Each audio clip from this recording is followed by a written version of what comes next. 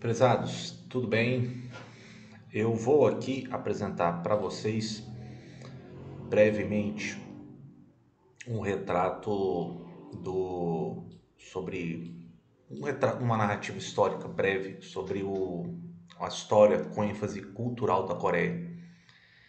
Eu vou mais ou menos até mais ou menos o início do século XX, depois dos horrores da Guerra da Coreia, mas eu gostaria primeiro de apresentar um panorama para vocês a respeito da história cultural da Coreia. Eu acho que isso estou atendendo a vários pedidos que estão me chegando.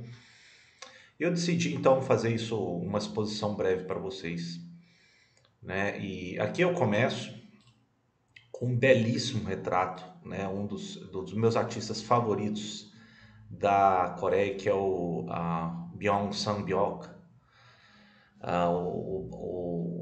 O Sang-byok, na verdade, ele é um dos artistas, não se sabe quando ele viveu, provavelmente um período já tardio da dinastia Joseon, século XVIII. Mas os retratos dele do cotidiano, da natureza, ele consegue guardar, ele consegue captar, melhor dizendo, a sutileza do momento da natureza. Esse aqui é um dos meus retratos favoritos, que é um gato provocando uma borboleta dele, provavelmente do século XVIII. Ele era muito apreciado pelos reis Joseon, a elite Joseon do século XVIII em diante. E foi nesse período de Joseon que foi uma tentativa, foi um período de produção cultural significativo para a Coreia, porque a Coreia estava atravessando um período que essa dinastia ela vem desde o final do século XIV e termina só no início do século XX. É um período em que a Coreia ela busca uma identidade própria, uma essência própria, né, por N motivos, por tentativas de invasões estrangeiras, por mudanças dinásticas da China no século XVII, e ela vai buscar suas próprias raízes e suas singularidades.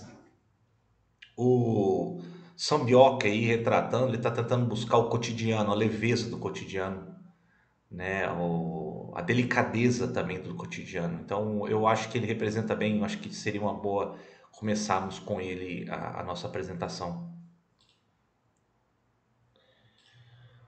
Bom, como é que a gente começa então as considerações da arte, da história, a arte, a cultura coreana? A gente, na verdade, tem que remeter ao período neolítico até anterior, né? Você tem a presença já de cerâmicas do período neolítico anterior a 8, 7 mil antes de Cristo, em que as cerâmicas já apresentam um padrão estético, no caso aí, um padrão de pente evidenciado aí nesse objeto com fundo pontiagudo que foi descoberto perto de Seul, em Amsterdão. Então isso aí, e é interessante porque notarmos que isso também vai ter uma comunicação com o arquipélago japonês. Sabemos que as cerâmicas japonesas também são muito antigas e apresentam também esse padrão de pente. Então há sim certamente uma ligação aí entre as duas regiões aí do leste asiático, né? E até por N outros motivos com relação a uma raiz linguística em comum, embora bastante recuada, né? De regiões tungústicas, interior da Sibéria e por assim vai. Então acho que a gente deve primeiro apreciar essas peças de cerâmica, evidenciando uma transição, né, de um estilo de vida que era mais nômade para um estilo de vida mais de estoque, de armazém de alimentos que estava sendo produzidos no cultivo do painço, de arroz, de trigo, né, que estava possibilitando uma transição de uma civilização, de uma cultura mais sedentária, ao longo das possibilidades, né, fluviais dos rios e do cultivo, já no oitavo, sétimo, sexto século antes de Cristo. Né? Bom, aqui tem um retrato de uma pedra lascada, né? Isso aqui foi que remonta ainda ao período anterior paleolítico, né?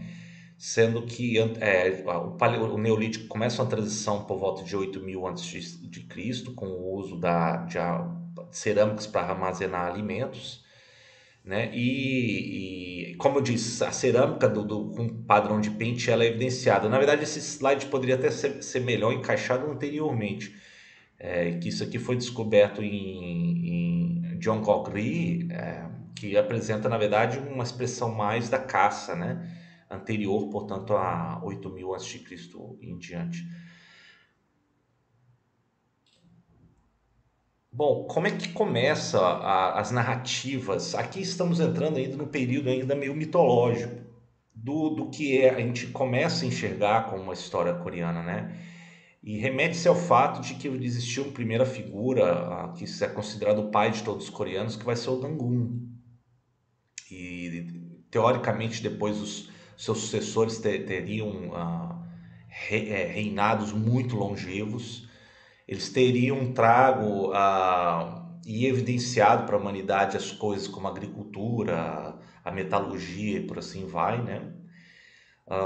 Dangun, ele é, na verdade, um produto já de acordo com a mitologia coreana, de um filho de divindade com uma ursa, e ele nasce no mítico, uma mítica montanha, a montanha de Baekdu, já na fronteira da Coreia do Norte atual com a China, e ele seria descendente, então, portanto, de Huanu e Huanin, que seriam entidades celestes que teriam proporcionado todos os avanços, conhecimento para a fundação de uma nação coreana. Hoje, inclusive, muitos dirigentes da Coreia do Norte, eles alegam que esse rei existiu, que eles têm alguma ligação e visitam esses sítios sagrados. Existe até uma cerimônia, inclusive, algo que remete aí ao Monte Sagrado e Tangun, num feriado específico na Coreia do Sul, inclusive, né? Mas assim começam as narrativas, né? As narrativas históricas, as narrativas de uma busca de uma identidade, de uma essência coreana, de uma nação coreana. Isso aí, na verdade, estamos ainda lidando com o que é relatado no Samguk-yusa, né? Um grande épico de narrativa das origens dos reinos coreanos aí.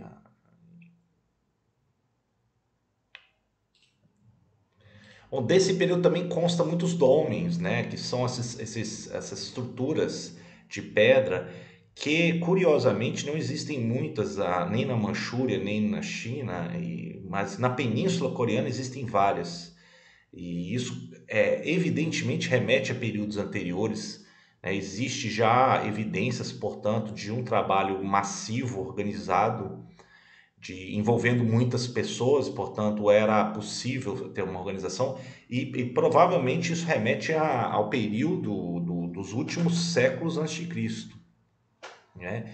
Então temos aí expressões, no caso dos dolmens, assim como em outras partes do mundo, talvez com significado astronômico e tumular, a resistir o tempo, né? As expressões de arte, elas, dependendo da situação, ela é uma expressão profundamente humana, para resistir ao tempo.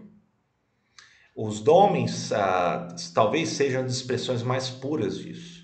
É uma arte em pedra que foi feita para perdurar ao longo do tempo.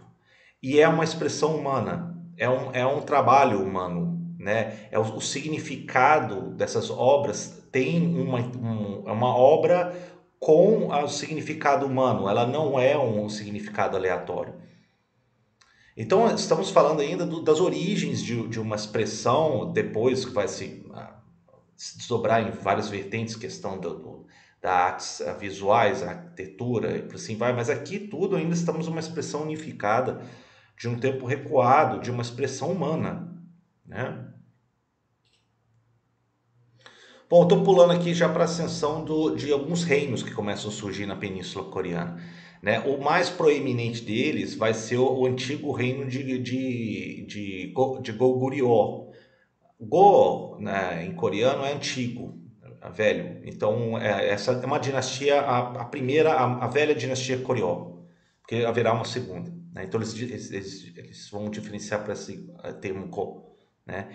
E aqui já temos referências históricas, cronológicas, né? No caso, os magníficos murais que são achados nas tumbas do período Goguryeo, são impressionantes. Isso já demonstra um momento dinâmico de caça, com o uso do cavalo e do arco e flecha, né? Então estamos aí já um período que ecoa o período do nomadismo anterior, mas estamos num período já bastante estabelecido de sedentarismo, de reinos organizados em torno da aliança de clãs, que vai permitir a existência de reinos, né, organizados na Península Coreana. Essa da mais do norte, ela foi uma das maiores, que vai ser a antiga Goryeo, Goguryeo, né, de 57 a.C. até aí o meados do século VII depois de Cristo. Esse aqui é o mapa, na verdade, da situação da Península Coreana no século V. Veja, Goguryeo está mais ao norte, ela pega toda a região da Manchúria, boa parte da Manchúria, além do rio Yalu, da região hoje que é grande parte da Coreia do Norte e até um pouco ao sul do paralelo 38. Ao sul temos aí alguns outros reinos que vão ter evidência na história coreana. A Baekje, que é virado mais para a península Liaodong e a China, e a Shilla, que vai ser mais ligados aí ao mar oriental, o mar faz proximidade com o arquipélago japonês, junto com o pequeno reino de Gaia, né? Então isso aqui é uma situação do século V.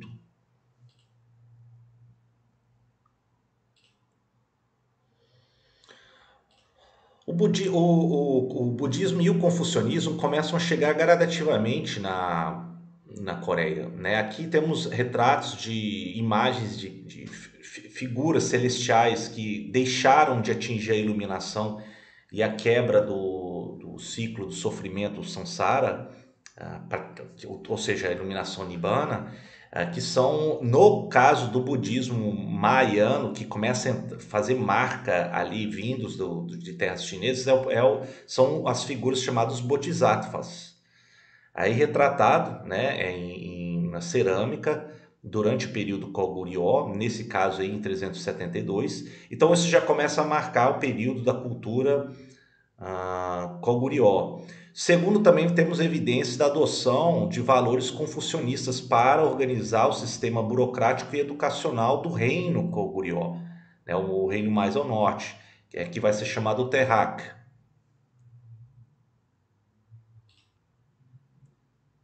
Aqui temos uma estela erguida por um dos maiores reis de Goguryeo, que vai ser o Gwangyeo do século V, e ele vai ser do 19º rei, que vai expandir significativamente as fronteiras, inclusive para as terras manchurianas, ao norte do rio Yalu, e mesmo avançando para o litoral das extensões siberianas, mais a nordeste ainda, do leste asiático.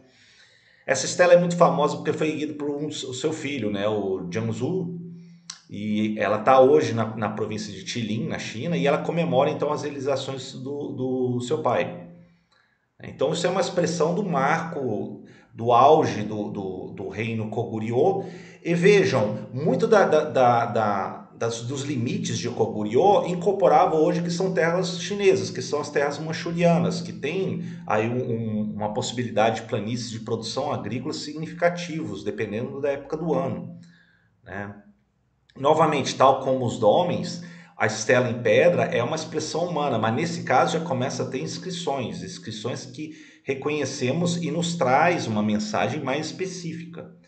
Lembrando que aí a adoção da escrita chinesa, o Hancha, ele vai ser até o século XIX visto com muito prestígio entre a elite coreana, né? Muitos vão buscar depois estudar os valores confucionistas, os clássicos confucionistas. Muitos atendem também o período de exames imperiais da China e voltam com muito prestígio. E eles carregam essa valorização da escrita chinesa. Agora, a língua chinesa é completamente diferente, é um ramo linguístico completamente diferente. A adoção da escrita é uma coisa. Agora, eles tiveram que combinar isso com uma língua tal como o japonês, é completamente diferente do chinês. Só que a escrita ela carregava esse prestígio, né? O prestígio da cultura dos seguidores, dos alunos, dos pensadores confucianos e assim por diante. Então isso já está começando a ser evidenciado durante o período Goguryeo, aí no século V, né?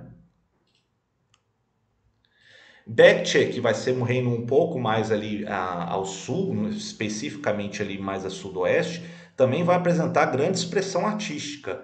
Né? Nesse caso aqui é um bronze dourado de uma delicadeza evidente, né? do período do século VI de Baekje. Então, estamos lidando com um período em que a metalurgia já apresenta um domínio muito avançado e refinado. Né? É claro que o metal ele sobrevive mais ao longo do tempo, então temos mais acesso a esses materiais que resistem ao tempo do que outros materiais perecíveis. Né? E é claro, o incenso, né? O incenso que é um elemento muito importante não somente nos cultos budistas, como também o culto aos ancestrais que o confucionismo preconiza.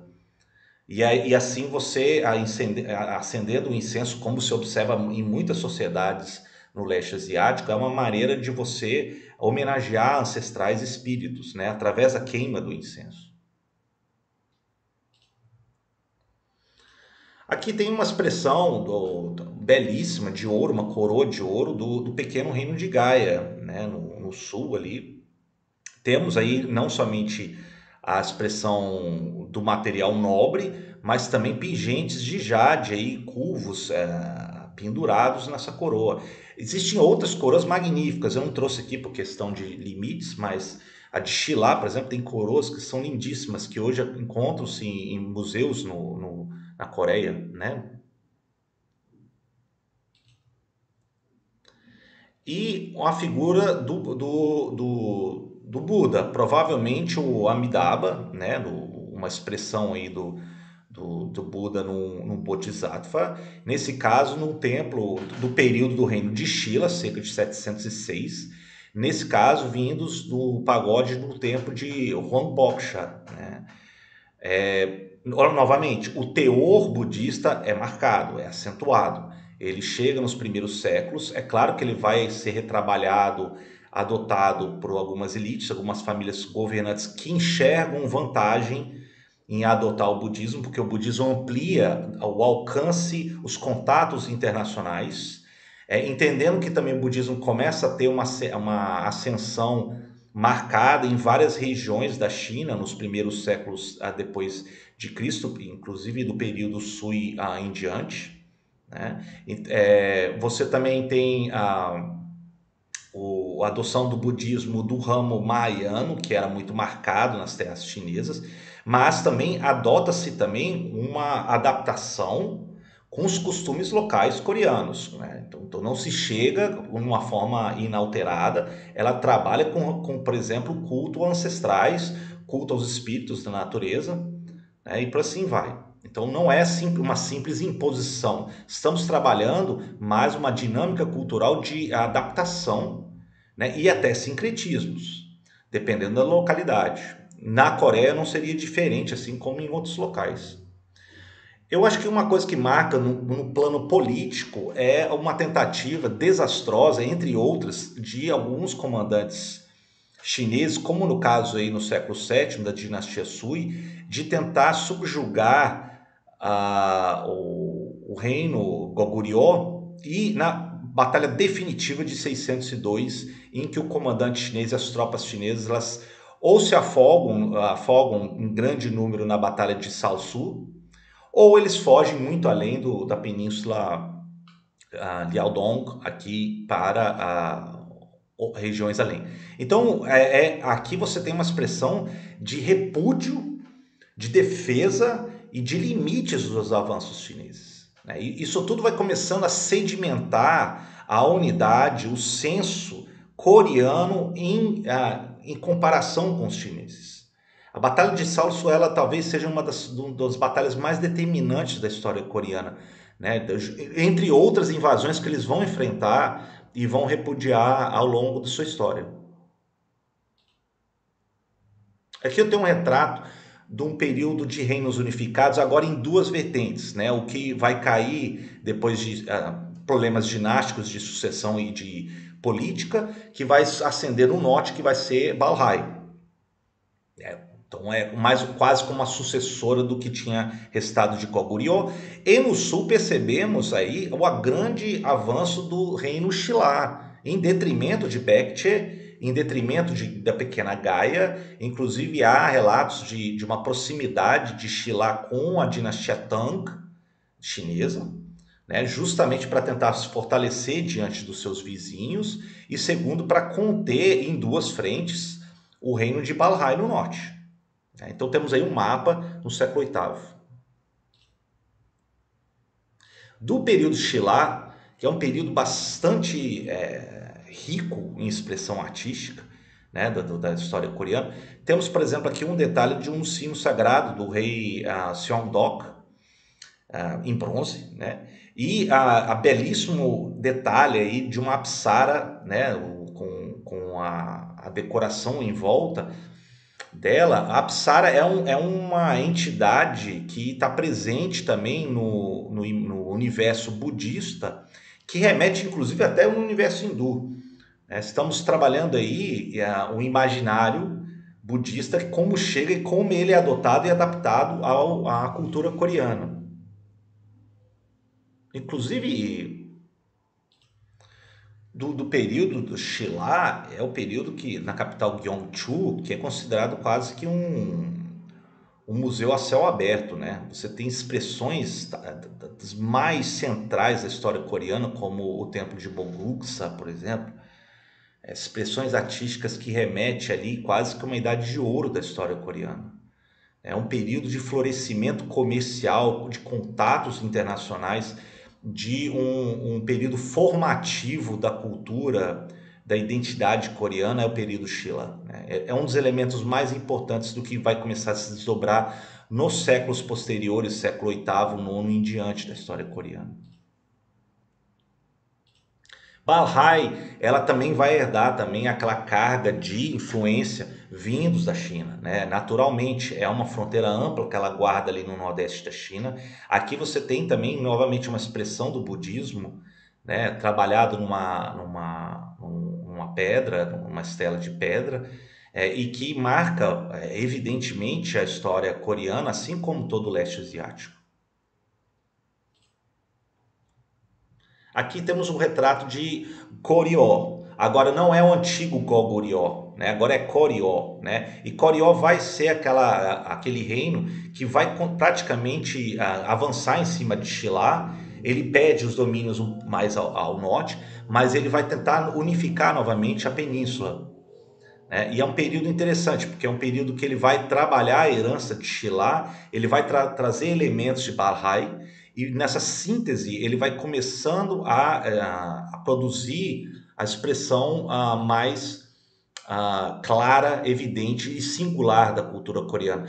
Não posso deixar de falar, eu acho que é o auge da expressão artística, cultural de Goryeo vai ser a sua porcelana, né? As cerâmicas, melhor dizendo, Celadon, com essa mistura acinzentada, esverdeada, que vai ser grandemente apreciado no mercado e elite japonesa, o mercado e elite chinesa, e depois com a expansão das rotas terrestres marítimas por todo o alcance das rotas comerciais marítimas da Ásia, chegando inclusive a ser muito demandado entre os califados muçulmanos na região mais do mundo mediterrâneo e por assim vai. Talvez seja, para mim, na minha opinião, um dos auges uma das porcelanas cerâmicas mais belas da história da humanidade, sem dúvida. Entre elas está as cerâmicas de Goryeo. Não à toa, depois, os japoneses eles vão ir atrás, inclusive nas invasões de Hideyoshi, e eles vão atrás, se eu não me engano, eu coloco isso depois, que eles vão atrás dos ceramistas dessa escola para tentar levar isso depois para algumas ilhas no arquipélago japonês. No século XIV, ainda no período Goryeo, temos também já a invenção do tipo móvel de prensa de metal, né? Uma grande invenção dos coreanos, no caso aí revelado do século XIV na obra Titi, né? Vejam que estão ainda usando a escrita chinesa, o Hancha, tá? E talvez o maior monumento budista, com mais de 80 mil blocos de impressão de madeira, no caso, o que vai ser o Triptaka coreano, né? E é todo o cânone da escrita budista. Talvez, quando eles fizeram isso, eles tentaram preservar toda a essência dos ensinamentos budistas, para que aquilo simbolizasse a essência última da nação coreana. Então eles guardaram isso no museu, depois isso foi destruído e eles fizeram uma outra a versão dessa enorme coleção, né, dos escritos budistas depois das invasões mongóis do século XIII. Não somente na Coreia, existe também a versão Triptaka, por exemplo, no Mianmar, entre outras terras, tá? O período mongol chega com as invasões transasiáticas, né? Os mongóis, eles estendem a dominação, chegam a estabelecer inclusive uma dinastia mongol, a Yuan, no século XIII. Eles avançam com os descendentes, os Khanatos, depois de Gengis Khan, e também não seria diferente vindo ali ao norte do rio Yalu sobre a Coreia. Nesse caso, eu achei uma arte do período retratando o costume mongol de ir à caça, né, e animais a tigres, e é uma arte coreana do período. Os mongóis, eles submetem os regentes, né, de Goryeo para serem tributários do Império Mongol, do grão mongol que está instalado no Império do Meio, o Império Chinês, logo ali do lado. Então vai ser um período de turbulência e de submissão dos coreanos, das famílias coreanas, para atender essa elite mongol que chega a se estabelecer em toda a região. Isso vai marcar o século XIII. Agora, depois da retração dos mongóis, você tem uma série de mudanças no leste asiático. Aqui você tem uma ascensão, a última grande dinastia coreana, que vai ser a Joseon. Tem um mapa aqui das suas províncias, cidades principais do século XV. Então há uma retração dos mongóis, há uma outra articulação das famílias coreanas, há uma busca por uma cultura, uma identidade coreana.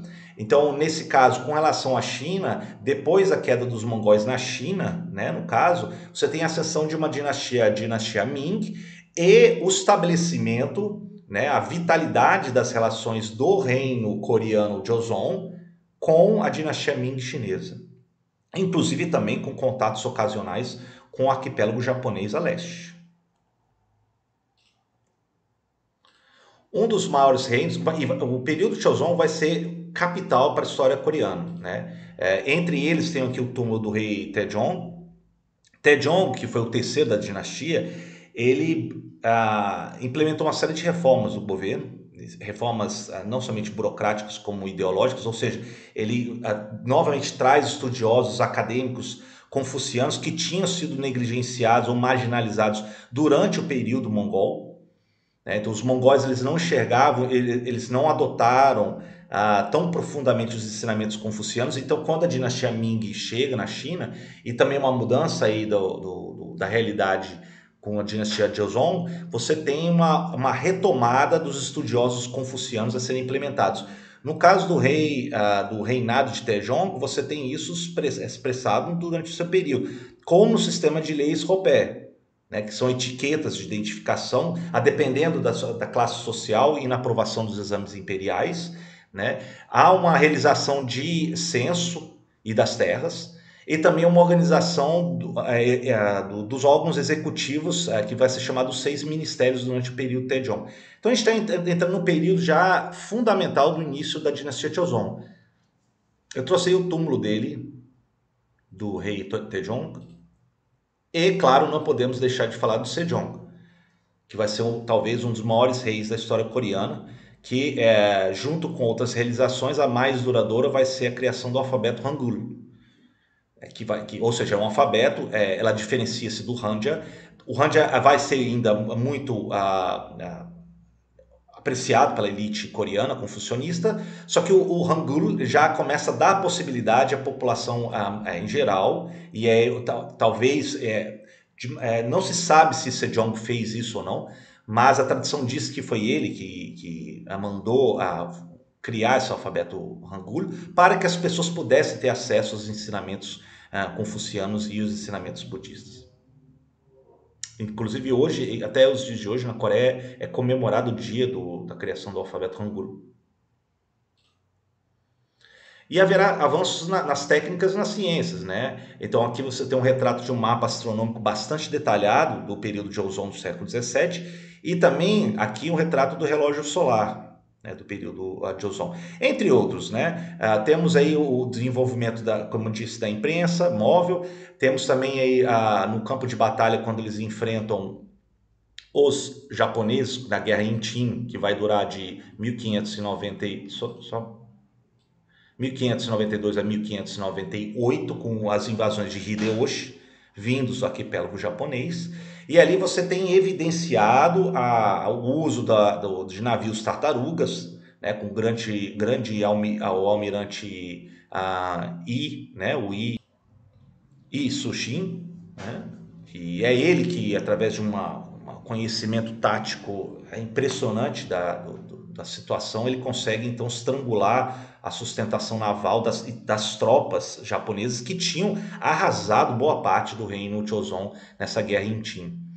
Foi um delírio desse senhor da guerra, o Toyotomi Hideyoshi, japonês, e depois quando ele morre você tem aí um certo isolamento entre o reino coreano com relação aos japoneses, mesmo porque os japoneses depois estabelecem uma dinastia em cima dos shoguns Tokugawas, e depois haverá uma série de éditos de seclusão, né, que eles falam que é o sakoku, de você limitar significativamente os contatos com os estrangeiros. Não digo que é total, porque houve ocasionais contatos coreanos, embaixadas coreanas que chegavam ali ao arquipélago japonês, principalmente pela ilha de Tsushima. Então aqui temos um retrato da época, né, o sítio da cidade de Busan, da cidade de Busan, que sempre teve uma comunidade japonesa significativa e a expressão portuária comercial de Busan sempre foi importante na história coreana. Eu trouxe aqui um belíssimo expressão cerâmica da Joseon, já um período posterior àqueles seladons de Goryeo, que vai ser num retrato figurando bambu e pássaros da dinastia Joseon e ameixas. Isso novamente é muito apreciado no leste asiático, né? Tanto nos chineses quanto no sudeste asiático, quanto também no mercado japonês. No período Joseon, já começamos a ver também, inclusive, o crescimento das cidades. Então significa que há aí uma fertilidade, uma organização e uma estabilidade do período Joseon, mesmo porque durante o período Joseon ele tem que começar a lidar com uma realidade da seclusão do reino japonês, desde o início do século XVII, e também haverá um esfriamento das relações de Joseon com as mudanças dinásticas que acontecem na China, com o final da dinastia Ming e com a ascensão dos Manchus, né, que vão sedimentar a dinastia Qing, a última dinastia imperial chinesa, a partir de 1644. Né? Muitos coreanos eles começam a se enxergar e eles se postam como uma maneira de, olha, agora somos os verdadeiros herdeiros de Confúcio. Porque os Manchus primeiramente, eles respeitavam as tradições confucionistas. Isso provocou uma reorientação e um isolamento do reino coreano durante o século XVII em diante. Né? De maneira até simplificada, depois um outro viajante europeu chamava, depois do século XVIII, XIX, o reino coreano de reino ermitão, porque ele tinha limitados contatos com os japoneses e também muito limitados contatos com a dinastia Manchu na China. Agora, com o crescimento das cidades, você tem a expressão cultural coreana vindo à tona. No caso aí, a variedade dos teatros Panchori, né, que vem desde o drama, a comédia, de retratar o cotidiano, os valores dos coreanos, né? E vão produzir belíssimas obras, né? A literatura coreana ela floresce durante o período de Joseon, e muito em cima dessa expressão desse teatro Panchori. Nas artes visuais, igualmente, né, uma busca da singularidade da expressão coreana. No caso aqui, há um retrato, além daquela de capa que eu trouxe para vocês, de Kim Soo-gyu, né, que no caso é uma paisagem chuvosa. uma busca por paisagens coreanas. Então, na verdade, é uma orientação de desligar das tradições do cânone da arte chinesa, que tradicionalmente era bastante forte na história coreana, para buscar retratar paisagens, montanhas coreanas. Então já aí há uma outra motivação da arte durante o período de Joseon na história coreana. E entre eles também é o retrato da sociedade. No caso aqui, essa belíssima obra do Shin Yu-bok, que vai ser Amante sob a Lua. Nesse caso aqui é um Yamban, né? A classe de letrados junto com a sua amante sob a lua, identificado pelo característico chapéu preto dessa classe de letrados de Yamban. Os Yambans eles eram aqueles que estudavam os clássicos confucianos, neoconfucianos, e aqueles que eram admitidos nos mais altos escalões da sociedade Joseon. Bom, a tragédia começa a ser anunciada com a reorientação da política japonesa, depois do início da Era Meiji. Né? No caso, o Japão começa a invadir uma série de ilhas que pertenciam ao Império Chinês ou eram tributários ao Império Chinês, como as ilhas Ryukyu, depois na Primeira Guerra Sino-Japonesa de 1895 sobre Taiwan, e também toma a Coreia, né, tradicionalmente mais ligada à China. Mas aqui temos o primeiro momento na assinatura do Tratado de Kanghua, né, uma ilha no litoral coreano, em que os japoneses impõem-se gradativamente como trata já a Coreia como independente do Império Chinês, para depois ela começar a reivindicar a China como parte do seu império, como protetorado. Isso aqui é uma arte, evidentemente, é uma arte já japonesa a realçar o evento. Eu acho que os tempos começam a ficar bastante sombrios já com a morte da imperatriz Min, que está aí retratada acima de mim. Né? A Min, na verdade, ela buscava maior autonomia dos coreanos frente às investidas japonesas. Muitos da sociedade coreana estavam ansiosos em ter uma série de reformas modernizadoras, abertura do mercado, e que os japoneses prometiam. Né? Muitos, inclusive, da classe média Chunxin, né? Mas a Rainha Min ela buscou uma autonomia e ela buscou negociar dentro do possível. No caso, ela até buscou o apoio dos russos. Né? E evidentemente numa tragédia existe alguns japoneses que vão e assassinam ela. Né? E tem aqui um funeral realizado 2 anos depois do seu assassinato, mas eu acho que esse já era um período já bastante terminal de fraqueza diante das investidas japonesas no final do século XIX.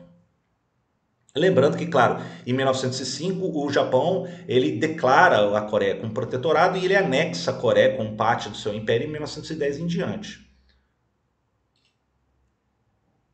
Os coreanos eles não aceitam isso de maneira passiva, eles sempre vão questionar. No caso aqui, é uma das maiores marchas de protesto de coreanos querendo maior autonomia diante dos japoneses, que foi realizado 1º de março de 1919.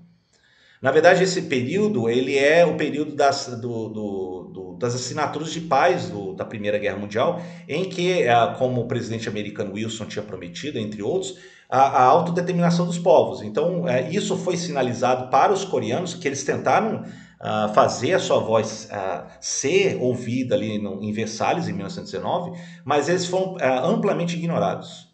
Né? Mesmo porque muitas potências vencedoras tinham na Primeira Guerra aliado aos japoneses, então eles simplesmente ignoraram as reivindicações dos coreanos. Né? É um período muito, muito complicado, muito humilhante para os coreanos. Né? E a inatividade, o desprezo da sociedade internacional é uma coisa que marca muito a história coreana no início do século XX. Eu gostaria de só trazer, talvez, a expressão da opressão da época com talvez um dos maiores filmes coreanos, que vai ser o Arirang, de 1926. E Arirang ele se baseia num camponês que a irmã dele, depois ela é maltratada e violentada por um oficial japonês, e o irmão tenta vingar isso de alguma maneira, e ele não consegue, ele começa a ficar ensandecido. né? E evidentemente depois, claro, tudo isso, a obra, essa obra Arirang, ela reflete a insanidade dos tempos, a opressão insuportável que os coreanos tinham diante da mão dura dos japoneses em administrar todos os recursos, todo o cotidiano da Coreia. É um período quando o Japão adota uma política de assimilação, até de negação do uso da língua coreana, né, de imposição de vestimentas, da cultura. Nas escolas coreanas deveria se usar os uniformes baseados nos que era adotado no Japão, um projeto de modernização controlado à mão de ferro pelos japoneses, inclusive a entrada de empresas japonesas que vão tentar extrair o máximo dos recursos naturais, minerais da Península Coreana e depois na Manchúria para alavancar o projeto de fortalecimento militar e econômico do Japão durante a década de 20 em diante. E e depois temos aí o trauma, logo depois da Segunda Guerra Mundial, com a saída, a retração dos japoneses, da expressão inicial do que vai ser a Guerra Fria. Né? Kim Il-sung, que tinha batalhado contra os japoneses na Manchúria, depois, que é treinado nas academias soviéticas, ele é apoiado pelos soviéticos, ele vai e praticamente toma toda a península em 1950. Né? Depois haverá uma contraofensiva grande dos aliados norte-americanos sob o general MacArthur, e depois haverá uma outra ofensiva com apoio chinês dos norte-coreanos, que vão estabelecer na fronteira até hoje desmilitarizada do paralelo 38 norte, sem nenhuma assinatura do Tratado de Paz. Agora, a arte desse período vai ser muito problemática. No caso da Coreia do Norte, você tem a propaganda e a arte usada como uma propaganda para legitimar o regime de Kim Il-sung, o primeiro líder da Coreia do Norte que vai fraturar a península em dois a partir de 1953. E os horrores da guerra, que entende-se não somente os abusos coreanos, os japoneses deram ao povo coreano, como também as ofensivas militares dos americanos, seus aliados, na Guerra da Coreia. Isso vai traumatizar e produzir um regime bastante fechado depois, né, depois da morte de Stalin, principalmente, e vai gerar um regime único, muito fechado, muito isolado no norte da Península Coreana. No sul vai florescer um regime que não necessariamente segue a democracia, né? Durante o período do general Park Chung-hee, por exemplo, você teve um período com apoio americano de você ter uma economia que vai crescer a largos passos, tal como Singapura também tinha experimentado depois ao longo do século XX, mas haverá também um período antidemocrático também na Coreia do Sul. Somente da década de 1980 em diante na Coreia do Sul, através de vários protestos, inclusive, a força da sociedade sul-coreana ela começa a denunciar esses excessos do que tinha herdado do general Park Chung-hee na Coreia do Sul. Né? Mas aí eu gostaria de terminar por aqui. Eu não gostaria de me aprofundar mais, eu estou aqui mais preocupado em tentar deixar algo para vocês da cultura da arte coreana, que eu acho que hoje está bastante evidenciado nas formas mais do Hallyu, das músicas pop, do consumo, né? E muitas vezes remetem a períodos da história, a valores da história, que não estão tão evidentes para o público ocidental. Então talvez essa aula ela possa contribuir para isso, né? Eu vou terminar por aqui. E aí vejo vocês aí nas futuras aulas. Eu vou deixar aqui na descrição algumas indicações de referências para leitura. Entre eles, eu tenho o meu livro, né, A Montanha e o Urso, uma história da Coreia, que vocês acham na Amazon, ou a seção da história coreana, que está na íntegra, no meu livro História da Ásia, que também está à venda na Amazon. Vocês encontram o material inicial para dar o contexto aí social, histórico, para entender a riquíssima história cultural coreana. Tá bom? Beijos e abraços, até mais.